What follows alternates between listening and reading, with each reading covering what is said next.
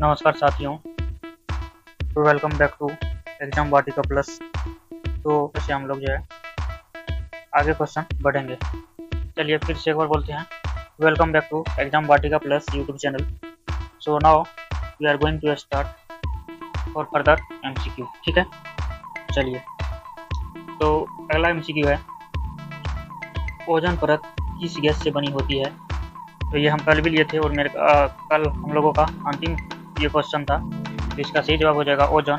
तो इसका फॉर्मूला होता है O3। तो ऑक्सीजन के 3 है, ओजोन का एक अणु का निर्माण करते हैं। और ओजोन हमें क्या करती है कि परावैंगनिक किरणें जो होती है उससे हमें बचाती है। तो परावैंगनिक किरणें से बचाने का मतलब ये है कि कैंसर का खतरा जो होता है हमारे त्वचा पे, तो त्वचा पे जो है जो कैंसर होने की खतरा होती है सूर्य की किरणें से, वो उससे हमें क्या होती है कि राहत मिल जाती है, क्योंकि बहुत सारी सूर्य की जो गर्मी होती है वो तो वहीं पर एब्जॉर्ब हो जाती है। ठीक है, तो ये है। अगला क्वेश्चन की ओर चलते हैं। अगला क्वेश्चन है कि भारत के संविधान में इमरजेंसी यानी आपातकालीन का प्रावधान जो है किस देश से लिया गया था। इसका सही जवाब हो जाएगा जर्मनी। जर्मनी से जो है इसको लिया गया था। ठीक है, अगला क्वेश्चन की ओर बढ़ते हैं। अगला क्वेश्चन है कि राष्ट्रपति सुशासन संविधान के किस अनुच्छेद में है। तो संविधान के जो है अनुच्छेद 356 में जो है राष्ट्रपति शासन लागू करने के बारे में दिया गया है। ठीक है, और यह जो है राज्य में संवैधानिक तंत्र जब विफल हो जाते हैं तो उस केस में जो है या उस परिस्थिति में जो है राष्ट्रपति शासन लगाया जाता है। अगला क्वेश्चन है कि राष्ट्रीय आपातकाल किस अनुच्छेद के अंतर्गत लगाया जाता है। तो लगाने की प्रक्रिया जो है वे अनुच्छेद 352 में है। ठीक है, तो यहाँ पर जो है बोल रहा है कि राष्ट्रपति शासन किस अनुच्छेद में है, तो वो है अनुच्छेद 356। लेकिन वही लगाने की बात किया जाए, लगा ही देंगे अब, तो उसका दिया गया है व्याख्या अनुच्छेद 352 में। और यह अनुच्छेद 352 किस केस में लगता है, तो युद्ध की स्थिति में या फिर बाहरी कोई आक्रमण हो या फिर सशस्त्र विद्रोह की स्थिति हो, देश के अंदर ही है ना, कोई क्या हुआ हथियार उठा लिया और पूरा विद्रोह हो गया, तो उस केस में जो है राष्ट्रपति शासन लागू किया जाता है। अगला क्वेश्चन है कि वित्त आयोग का गठन किस अनुच्छेद के तहत होता है। इसका सही जवाब हो जाएगा आपका कि अनुच्छेद 280 के अंतर्गत जो है वित्त आयोग का गठन होता है। और इसमें क्या होता है कि केंद्र और राज्य के बीच जो है वित्तीय वितरण होता है। केंद्र और राज्य के बीच में वित्तीय वितरण होता है अनुच्छेद 280 के अनुसार। भारत के नियंत्रक एवं महालेखा परीक्षक टैग का उल्लेख किस अनुच्छेद में है। यह है अनुच्छेद 148। इसी के अंतर्गत जो है टैग का बारे में बताया गया है। और इसमें क्या होता है कि सरकारी खातों की जांच करना होता है इसका काम, इसका टैग का काम। सरकार कितना काम किया है ना, उसका लेखा जोखा करना ही इसका मेन उद्देश्य होता है। कितना घोटाला हुआ, कितना नहीं हुआ, कौन सा विभाग में कितना काम हुआ, कितना पैसा खर्चा हुआ, वो सभी चीज़ का जानकारी टैग के द्वारा ही पता चलता है। अगला क्वेश्चन है कि लोकसभा के सदस्यों की अधिकतम संख्या कितनी हो सकती है। इसका सही जवाब हो जाएगा आपका 552 अभी के अनुसार से, क्योंकि अभी परिसीमन लागू नहीं हुआ है। जनगणना के बाद हो सकता है कि परिसीमन किया जाए। तो अभी फिलहाल जो है ये अधिकतम सीट 552 है, जिसमें कि 543 सीटों की जो है क्या होती है चुनाव होती है अभी फिलहाल में। लेकिन मैक्सिमम सदस्य जो है वो 552 है। ठीक है, और ये संविधान में निर्धारित अधिकतम सीमा को दर्शाता है। ठीक है, अगला क्वेश्चन है कि राज्यसभा के सदस्यों की अधिकतम संख्या कितनी हो सकती है। राज्यसभा के जो है वो कितना हो सकता है, वो 250। ठीक है, केवल 250 हो सकता है राज्यसभा, और लोकसभा में हो गया था 552। ठीक है, और इसमें क्या है कि 12 सदस्य यानी राज्यसभा में 12 सदस्य जो राष्ट्रपति द्वारा नामित होते हैं। तो ये याद रख सकते हैं। एक तरह से आपका जब 12 सदस्य है वो एक तरह से सरकार के फेवर में हर हमेशा रहता है। सरकार को कोई भी सदस्य नहीं है तो 12 सदस्य, वो राष्ट्रपति द्वारा नामित होता है। और राष्ट्रपति जो है एक तरह से सरकार के अनुशंसा पे ही काम करती है। तो ये बात हम लोग याद रख सकते हैं। तो राज्यसभा के सदस्यों की अधिकतम संख्या कितनी हो सकती है। इसकी अधिकतम संख्या की बात करें तो वो 250 हो सकती है, जिसमें से कि 238 सदस्य जो है ये राज्यों या यूटी से आते हैं। ठीक है, और 12 सदस्य जो है राष्ट्रपति के द्वारा कला विज्ञान आदि के क्षेत्र में नामित होते हैं ना। बहुत सारे होते हैं ना आदमी जो कला क्षेत्र में बहुत आगे है, तो उसको राज्यसभा सांसद बना दिया जाता है, या फिर विज्ञान के क्षेत्र में, खेल के क्षेत्र में, है ना, तो उस केस में। बाकी 238 जो है वे राज्य के द्वारा या फिर यूनियन टेरिटरी के द्वारा यानी कि केंद्र शासित प्रदेश के द्वारा जो है चुना जाता है। अगला क्वेश्चन है मौलिक अधिकारों को निलंबित करने की शक्ति किसके पास होती है? तो मौलिक अधिकारों को निलंबित करने की बात करें तो वो राष्ट्रपति के पास होता है। आपका जो मौलिक अधिकार दिया हुआ है ना, लॉस ऑफ मोनोटिस है ना, ये जो 6 मौलिक अधिकार है हमारा, ये जो है राष्ट्रपति द्वारा खत्म किया जा सकता है। इसीलिए तो राष्ट्रपति शासन में आप देखते हैं आपका मौलिक अधिकार खत्म हो जाता है। इसका सही जवाब है आपातकाल की स्थिति में, है ना, विशेष परिस्थिति में राष्ट्रपति इन्हें निलंबित कर सकते हैं। और मौलिक अधिकार का जो है अनुच्छेद 20 और अनुच्छेद 21, ये 2 बात को छोड़ के जितना भी है मौलिक अधिकार वो खत्म हो जाता है आपका। अगला क्वेश्चन है कि पंचायती राज व्यवस्था किस संविधान संशोधन से लागू हुआ था? इसका सही जवाब हो जाएगा 73वां संविधान संशोधन जो 1992 ईस्वी में हुआ था। उसी में जो पंचायती राज को लागू किया गया था और इसके द्वारा संविधान में जो भाग 9 और 11वीं अनुसूची जोड़ी गई जो कि ग्रामीण स्थानीय स्वशासन से संबंधित है। ठीक है, कितना था? 73वां। नगर पालिका व्यवस्था किस संविधान संशोधन से लागू हुई? तो नगर पालिका जो है वो 74वां संविधान संशोधन 1992। तो 73वां से जो नगर, ये पंचायत वाला हो गया ना, ग्राम पंचायत, तो वहीं नगर पालिका तो जानते करता है, नगर से पता चलता है शहर में, तो शहर का जो पंचायती राज हो गया इस तरह से वो 74वां संशोधन में लिया गया था। और इसके द्वारा शहरी निकाय स्वशासन को संवैधानिक दर्जा मिला और 12वीं अनुसूची में इसको जोड़ी गई। ठीक है, इसको नगर पालिका को। अगला क्वेश्चन है भारत के प्रथम उपराष्ट्रपति कौन थे? इसका सही जवाब हो जाएगा डॉक्टर सर्वपल्ली राधाकृष्णन। इस बात से हमें याद आया कि वर्तमान के उपराष्ट्रपति हमारे कौन है, ये आप लोग जरूर बताएं। और ये भी साउथ से ही है और डॉक्टर सर्वपल्ली राधाकृष्णन भी शायद साउथ से ही थे जहाँ तक मुझे याद है। ठीक है, और ये लगातार 2 बार उपराष्ट्रपति रहे थे और बाद में भारत के दूसरे राष्ट्रपति भी बने। ये बात आप याद रखें, 2 बार तो उपराष्ट्रपति रहे, उसके बाद ये है बाद में जो है दूसरे नंबर के राष्ट्रपति भी यही बने थे। तो डॉक्टर राजेंद्र प्रसाद के बाद जो है राष्ट्रपति यही बने थे। लगभग डॉक्टर राजेंद्र प्रसाद तो अच्छा खासा दिन तक राष्ट्रपति बने रहे थे, उसके बाद जो ये बने थे दूसरे नंबर के राष्ट्रपति। भारत के प्रथम मुख्य चुनाव आयुक्त की बात करें, भारत के मुख्य प्रथम चुनाव आयुक्त का नाम था सुकुमार सेन, है ना, प्रथम चुनाव आयुक्त सुकुमार सेन। और इन्होंने जो है 1951 से 52 में स्वतंत्र भारत के पहले आम चुनावों का सफलतापूर्वक संचालन किया था। तो 51-52 वाला जो आम चुनाव हुआ था, जो पहला चुनाव था हमारा, उसको जो सफलतापूर्वक संचालन किया था। अगला क्वेश्चन है कि राष्ट्रीय मानवाधिकार आयोग की स्थापना कब हुई थी? इसकी सही जवाब हो जाएगी आपकी 12 अक्टूबर 1993 ईस्वी में जो है इसकी स्थापना हुई थी। ठीक है, यह एक वैधानिक निकाय है जो देश में मानव अधिकारों के उल्लंघन को रोकता है। क्या? मानवाधिकार आयोग। ठीक है, अगला क्वेश्चन है कि सूचना का अधिकार अधिनियम कब लागू हुआ था? जिसको हम RTI बोलते हैं। अभी भी RTI का आप जाके सूचना ले सकते हैं, है ना, कोई भी विभाग में कितना काम हुआ कितना नहीं हुआ, और भी बहुत जो भी सरकार से रिलेटेड संबंधित जानकारी है वो आप RTI का कर ला सकते हैं, है ना। उसमें से कुछ सरकार अभी देना बंद कर दिए हैं, है ना, क्योंकि सरकार को कुछ सवाल उठाने में जो सरकार को तो डर लगता है कि कोई सवाल उठा देगा तो उसका जवाब कैसे देंगे, काम तो कर नहीं रहा है। तो इसीलिए जो है इसमें से बहुत सारी चीज़ को भी हटा दिया गया है। लेकिन ये लागू हुआ था 2 अक्टूबर 2005 ईस्वी में और उस समय में डॉक्टर मनमोहन सिंह आपके प्रधानमंत्री थे। ठीक है, अगला क्वेश्चन की ओर बढ़ते हैं कि लोकपाल एवं लोकायुक्त अधिनियम कब पारित हुआ? तो लोकपाल और लोकायुक्त अधिनियम जो है 2013 में पारित हुआ, लेकिन लागू अभी तक नहीं हुआ, ये बात आप याद रखें। और ये क्यों पारित किया गया था? क्योंकि भ्रष्टाचार के खिलाफ जांच के लिए केंद्र में लोकपाल और राज्यों में लोकायुक्त की स्थापना की गई, है ना, इसी के कारण से। अगला क्वेश्चन है कि भारतीय संविधान का कौन सा भाग संशोधन प्रक्रिया बताता है? तो भारत का संविधान भाग 20 जो है ना, उसमें दिया गया है कि भारत को हम जो इसके संविधान को जो हम संशोधित कर सकते हैं। और अनुच्छेद 368 के अंतर्गत जो संसद को संविधान में संशोधन करने की शक्ति मिली हुई है। एक क्वेश्चन का जवाब एक आपका यही बन गया कि अनुच्छेद 368 के अंतर्गत, है ना, संविधान का संशोधन कर सकते हैं। और कौन कर सकते हैं? सांसद या संसद भवन हमारा जो है। शून्य काल का संबंध किससे होती है? तो शून्य काल का मतलब होता है कि सांसद की कार्यवाही, है ना, संसद में जो कार्यवाही होती है उसी को तो हम शून्य काल बोलते हैं, जिसमें कि क्वेश्चन आंसर होता है। ठीक है, और प्रश्नकाल के ठीक बाद का समय दोपहर 12 बजे, जिसमें कि बिना पूर्व सूचना के महत्वपूर्ण मुद्दे उठाए जाते हैं। ठीक है, इसमें भी क्वेश्चन आंसर ही मिलनी होती है, लेकिन इसमें क्या होता है कि आप लिख के कुछ नहीं देते हैं, आप अपने मन से खड़ा हुए, ठीक है, और उसमें जो है आपको जो भी मुद्दा लग रहा है कि उठाना चाहिए, वो भी सांसद को तो वो उठाते हैं, ठीक है। अगला क्वेश्चन है कि भारतीय संसद के कितने सदन है? तो हमारे संसद के 2 सदन आपको पता ही है ना। एक तो उच्च सदन जिसको हम क्या बोलते हैं, राज्यसभा, और दूसरी एक होता है निम्न सदन जिसको बोलते हैं लोकसभा, ठीक है।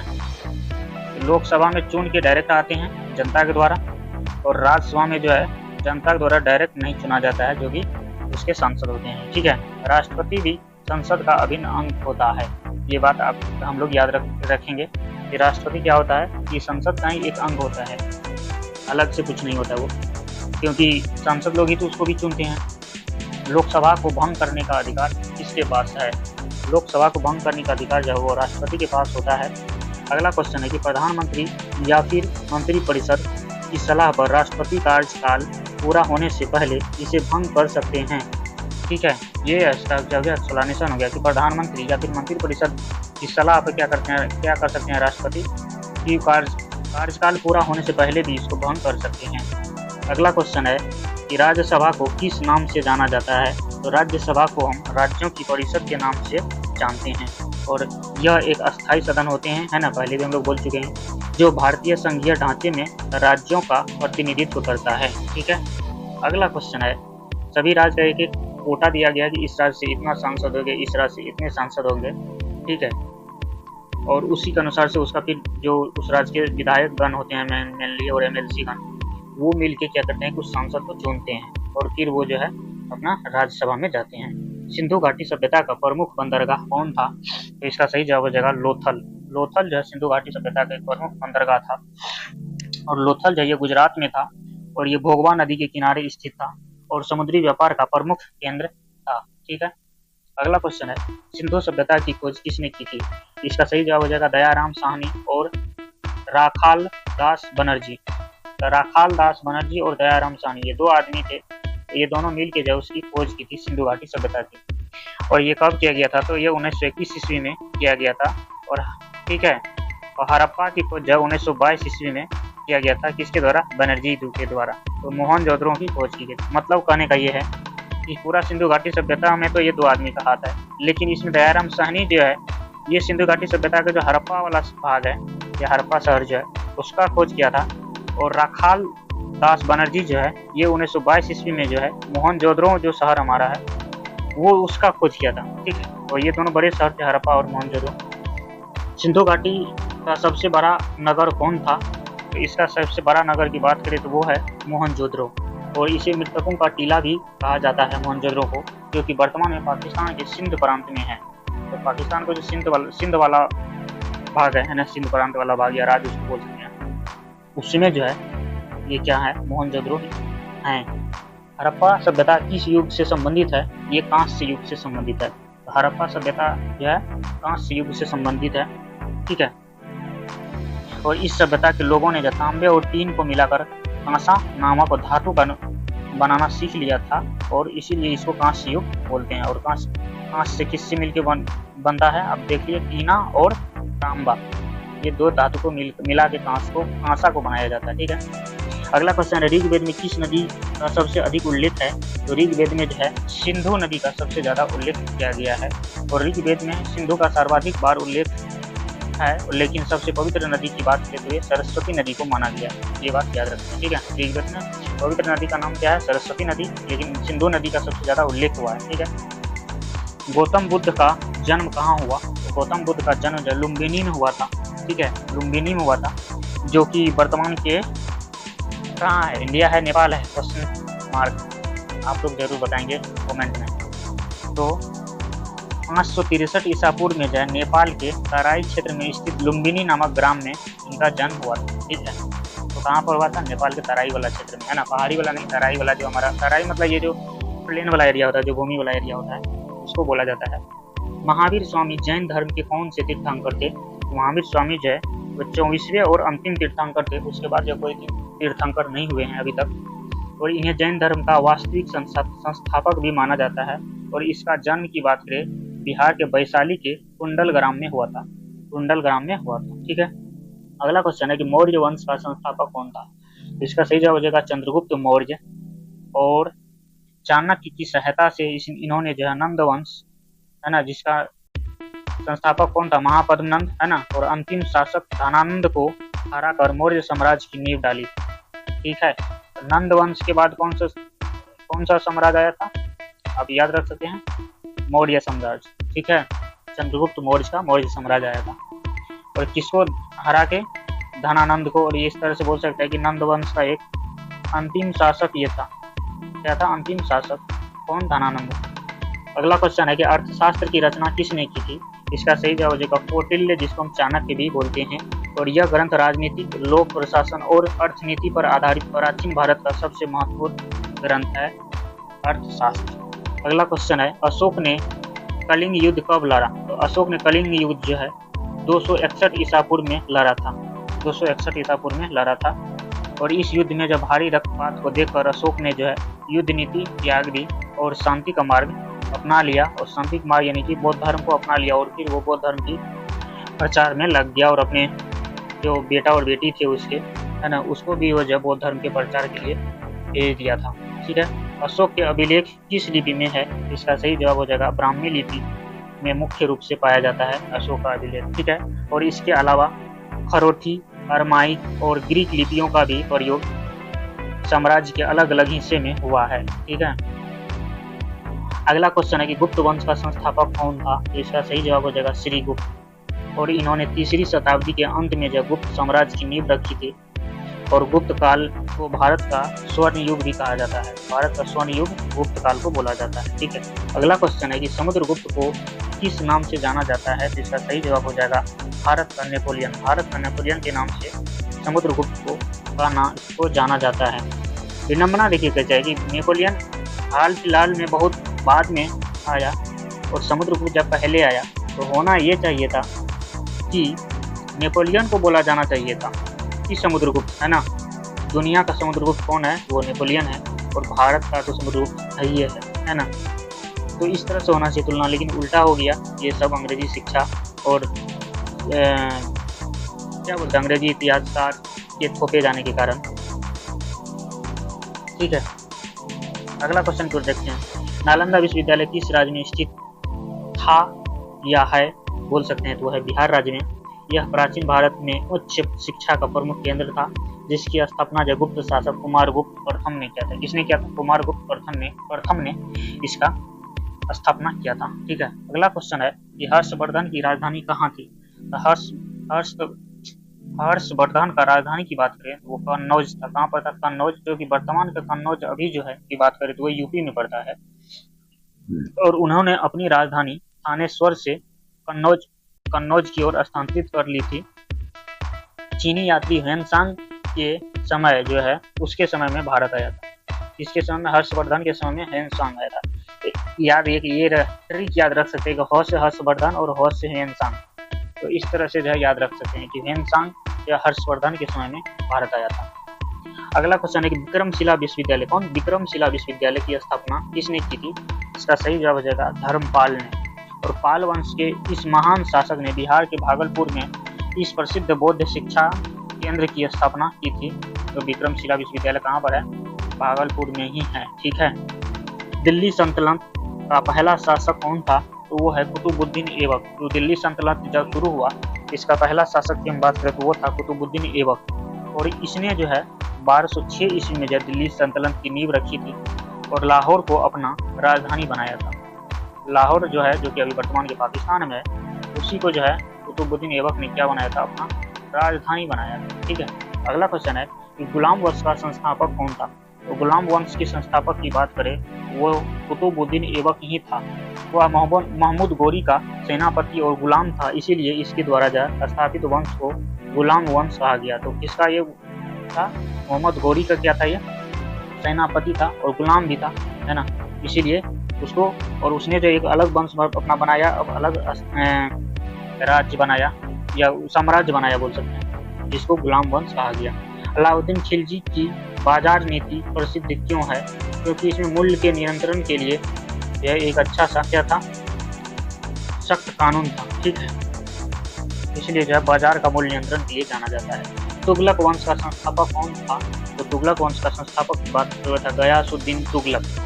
और ये 1320 ईस्वी में जो है तुगलक वंश की स्थापना की और दिल्ली में जो है तुगलकाबाद नामक नया शहर का बसाया, जो शायद अभी भी हमको लगता है तुगलकाबाद के नाम से शहर, याद नहीं आ रहा है अभी। कोई विजयनगर साम्राज्य की स्थापना की बात करें कि किसने की थी, इसका सही जवाब हो जाएगा हरिहर और बुक्का। हरिहर और बुक्का दो आदमी थे जो 1336 ईस्वी में जो है इन दोनों भाइयों ने, दोनों भाई ही थे, दोनों भाइयों ने जो है विद्यारण्य संत के आशीर्वाद से जो है दक्षिण भारत में इस हिंदू साम्राज्य की स्थापना की थी, है ना। तो ये विजयनगर साम्राज्य एक हिंदू ही साम्राज्य था और इसका जो स्थापना कहाँ हुआ था तो दक्षिण भारत में देखने को मिलता है विजयनगर, ठीक है। अभी भी शायद विजयनगर है। मुगल वंश का संस्थापक कौन था, जिसको शायद विजयवाड़ा भी बोलता है शायद, तो उसे वहीं शायद विजयनगर है। तो मुगल वंश का संस्थापक कौन था, तो इसका सही जवाब हो जाएगा बाबर। बाबर जो है मुगल वंश का संस्थापक था, है ना। और 1526 ईस्वी में जो पानीपत के प्रथम युद्ध में जो इब्राहिम लोदी को हराकर उसने जो भारत में मुगल साम्राज्य की नींव रखी थी। इसको हराया था, इब्राहिम लोदी को हराया था 1526 ईस्वी में। किसने, तो किसने हराया था बोलिए, बाबर ने। अगला क्वेश्चन है कि पानीपत का प्रथम युद्ध कब हुआ, तो पानीपत का प्रथम युद्ध की बात करें तो वो 1526 ईस्वी में हुआ था और यह युद्ध जो है बाबर और इब्राहिम लोदी के बीच हुआ। इसमें बाबर की जीत हुई थी और उसने जो है तोपखाने का पहली बार प्रयोग किया था। तो तोपखाना का प्रयोग जो पहली बार बाबर के द्वारा ही किया गया था। कहाँ पर, पानीपत जो हरियाणा में है वहीं पर हुआ था और इसमें किसके बीच हुआ था, बाबर और इब्राहिम लोदी के बीच में ये युद्ध हुआ था। और उसी दिन से जो है मुगल वंश का क्या हुआ, शुरुआत हो गया। मूल संस्थापक कौन था मुगल वंश का, तो बाबर। अकबर का संरक्षक कौन था, तो बैरम खान। बैरम खान जो है अकबर का संरक्षक था, ठीक है। कम उम्र में सम्राट बनने पर 1556 से 1560 ईस्वी तक जो बैरम खान ने अकबर के मुख्य संरक्षक के रूप में शासन संभाला। संरक्षक मतलब क्या हुआ, एक तरह से कि आपका हितैषी, ठीक है, कि आप छोटे हैं और आपको कुछ पता नहीं है फिर भी आपको सब कुछ बताता है और आप ही के नाम से सब कुछ चलाता है ना, वो था। तो बात हुआ क्या कि अकबर का जो पिताजी बाबर था वो जो है मारा जाता है युद्ध में, है ना। और उसी के बाद जो है अकबर गद्दी पे बैठता है। अगला क्वेश्चन है कि अकबर ने दीन ए इलाही की स्थापना कब की थी, तो दीन ए इलाही की बात करें वो 1582 ईस्वी में जो स्थापना की थी और यह क्या था कि सभी धर्मों की अच्छी बातों और नैतिक मूल्यों का एक मिश्रण था। बीरबल इसे अपनाने वाले एकमात्र हिंदू, दीन ए इलाही को अपनाने वाला एकमात्र हिंदू कौन था, बीरबल। तो लगता है वो भी चाटुकारी होगा, इसीलिए तो अपनाया था।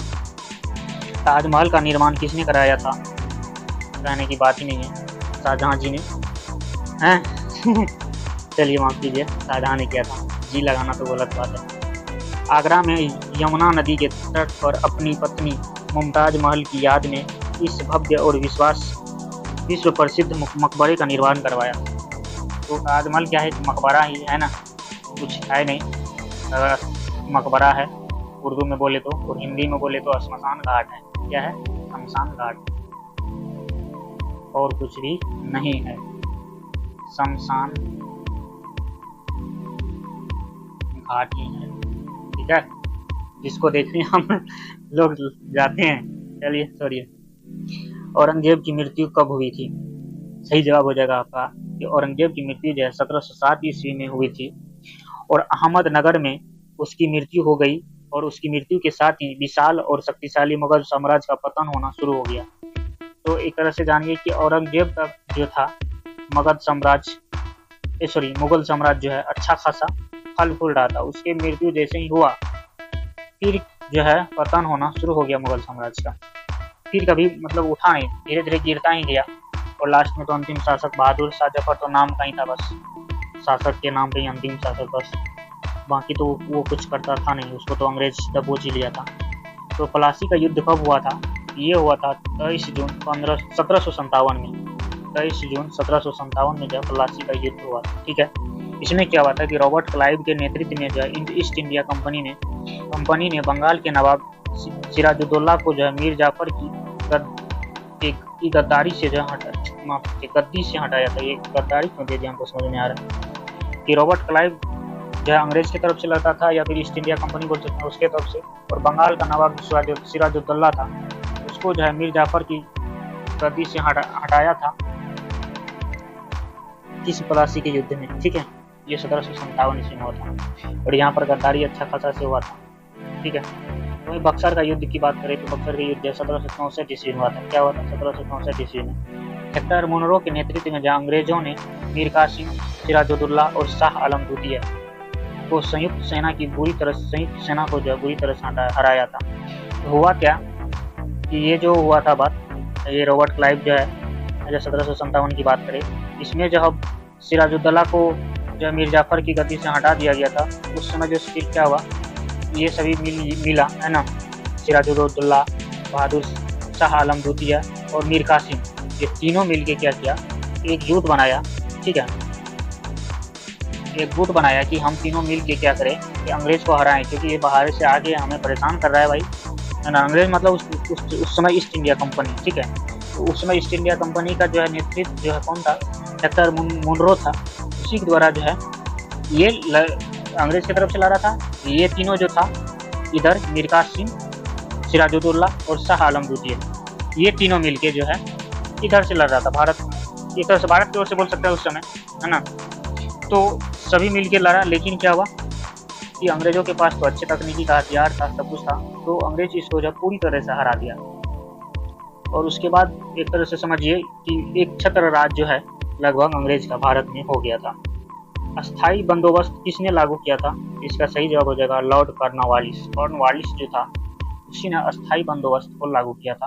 और ये 1793 ईस्वी में बिहार, बंगाल और ओडिशा में जो यह जमींदारी प्रथा लागू की गई थी, जिसमें लगान की राशि अस्थायी रूप से तय कर दी गई थी। ठीक है, यही अस्थायी बंदोबस्त था कि एक राशि तय कर दिया गया लगान का, इतना राशि मुझे दो और ये जमीन तुम लोग ले लो, अब उसके बाद तुम कैसे उपजाओ, कैसे करो, क्या करो वो तुम जानो।